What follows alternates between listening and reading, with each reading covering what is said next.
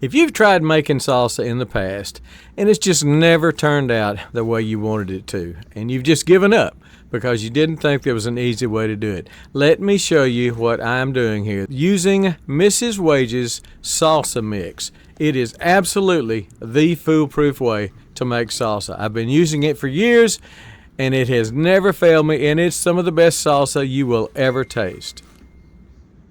And as you can see here, it's pretty dadgum chunky.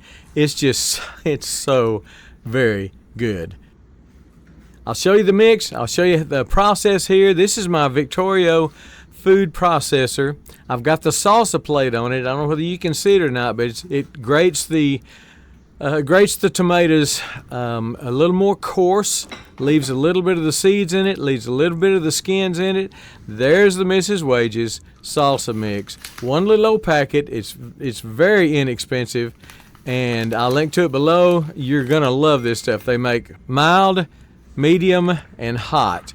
So first of all, you wash the tomatoes, give them a good bath, and then start cutting them up. I'll show you the cutting up process, how small you have to get them to go into the food processor. Basically, I just take off the tops and the bottoms, and I try to take out some of the core. I'll show you that in just a second. And chop them up small enough where they'll go down into the food processor. And again, hopefully you can see how chunky that is, it's not making tomato sauce, it's making salsa. It's making a chunky product because it's got that salsa plate in it that got more holes in it than the tomato plate normally has, so it does make it chunky. We'll show you that again. And the Mrs. Wage's is chunky. I don't know whether you understood that.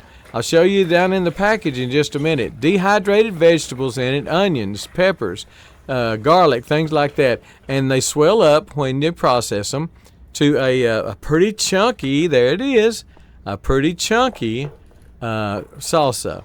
It's not soupy. It's really nice.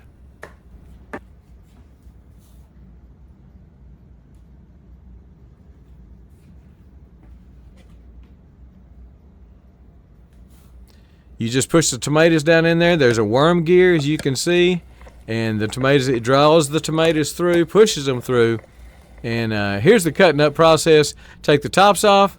Then I've already taken the bottom off if it needed it. I cut it in half, and then I take out some of the cores.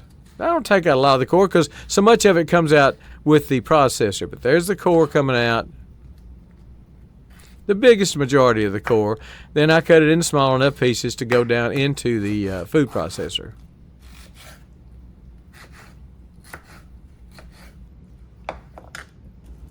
On the right of the food processor, as you can see, that's where the seeds and the majority of the seeds and the pulp comes out.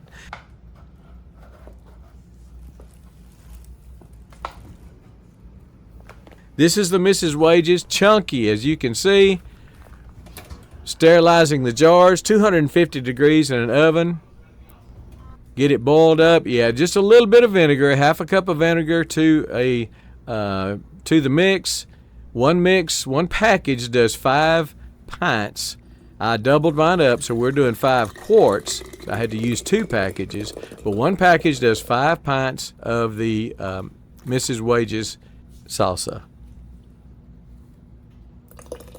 As you can see, there's some seeds in it, but the green specks and some of the bigger white specks, that's onions, that's peppers, that's garlic.